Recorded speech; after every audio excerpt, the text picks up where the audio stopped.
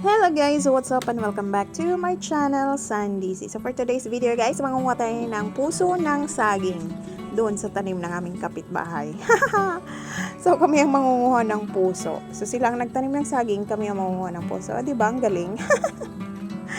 Ayan, so nahirapan ako kumuha ng puso ng saging dahil nga dito sa itak na ginawa ko una, hindi siya makasungkit ng puso. O ngayon, binaba ko yung guys, sungkit, dan inayos ko yung itak. So ayan, so dito makakuha na ako ng puso ng saging. Ayan, successful dito.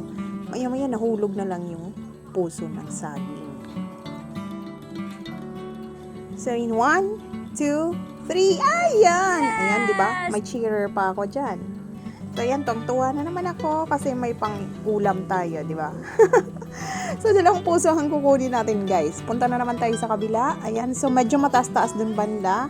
Oo, ayun, saglitan lang yan doon guys. Kasi alam ko na ang technique kung paano isungkit. So ayan, may dalawa na kami nakuha ng puso ng saging. So first guys, ang gawin namin dito ay mag-adobong puso ng saging. So ayan, ginawa na siya ng kapatid ko. Ayan, hiniwa na lang niya ng maliliit yung puso ng saging. At the same time guys, nag-prepare na rin siya ng mas spice, lang yung gamit niya.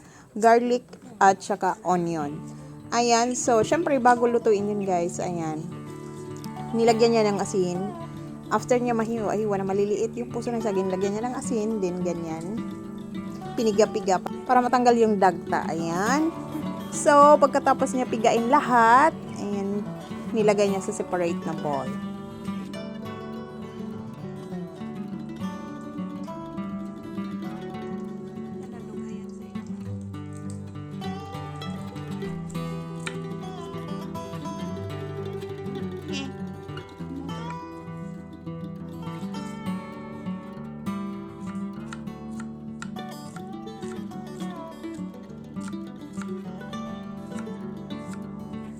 At ayun na nga guys, naghiwa din siya ng kunting pork, ayan, para pang sahog niya. At ayun na nga guys, nagisa na siya ng karne, ayan, sibuyas at bawang.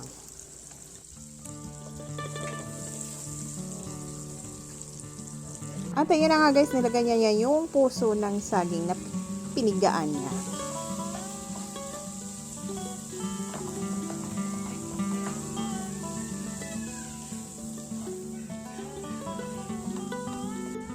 At ayun, tinimplahan na nga dyan. Guys, nilagyan niya ng pepper powder, oyster sauce, soy sauce, ayan. At nilagyan na rin ng tubig, ayan, para sa kunting sabaw, para maluto na rin yung puso ng saging. Takpan lang guys, at ilang minuto lang maluluto na to. At nasa sa inyo na kung anong gustong panlasa ang gusto nyo. Ayan, so kayo na mag-adjust ng panimpla nyo. At ito, luto na!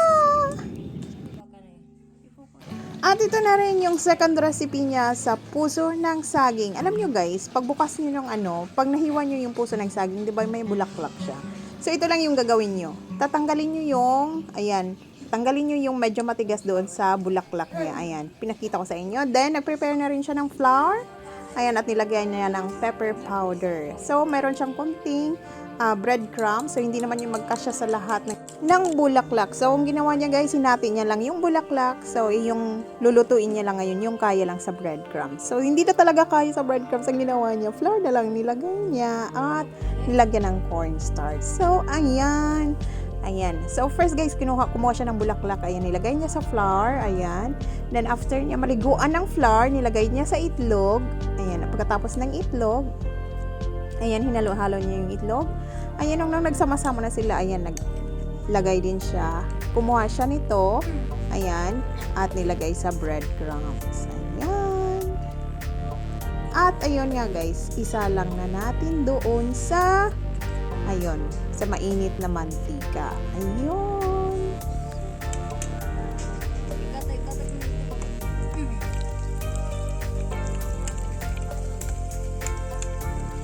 At ayun na nga guys, bantayan nyo maigi, baka mamaya ay masunog. So ngayon, ang unang side niya is naluto na. Ayan. And babalik rin natin para yung isang side na naman ay maluto. So ayan. Okay na po yung pagka-brown. Ayan. So, lipat na natin doon sa malinis na bowl. At dahil nga sila pinatapos ko sa pagluto nito, ayan, kasi may ginawa ako, Pagbalik ko, ayun, kumakain na sila at ito na lang natira sa akin. At naabutan ko tong batang makulit. So, ayan, ayun yung parte niya. Medyo malaki. O, ayan, sarap na sarap siya dyan. Ayan, akala niya fried chicken. Hindi niya alam, puso ng saging lang yan. O, ayan. At ito naman, guys. Ayan, sarap din na. Sarap din yung lasa nito. Ayan. And, ayan, yung fried na, flour ng puso ng saging. So, ayan na nga guys, yung sausawan naman nito, suka at toyo na may sili. So, masarap to sa maanghang talaga na sausawan guys. At ayun na nga guys, masarap to lutuin pag breadcrumbs ang gamit. Ayun, nagaway na yung pusa. At ayun na nga guys, umuulan na dito. Bye! Ingat ang lahat!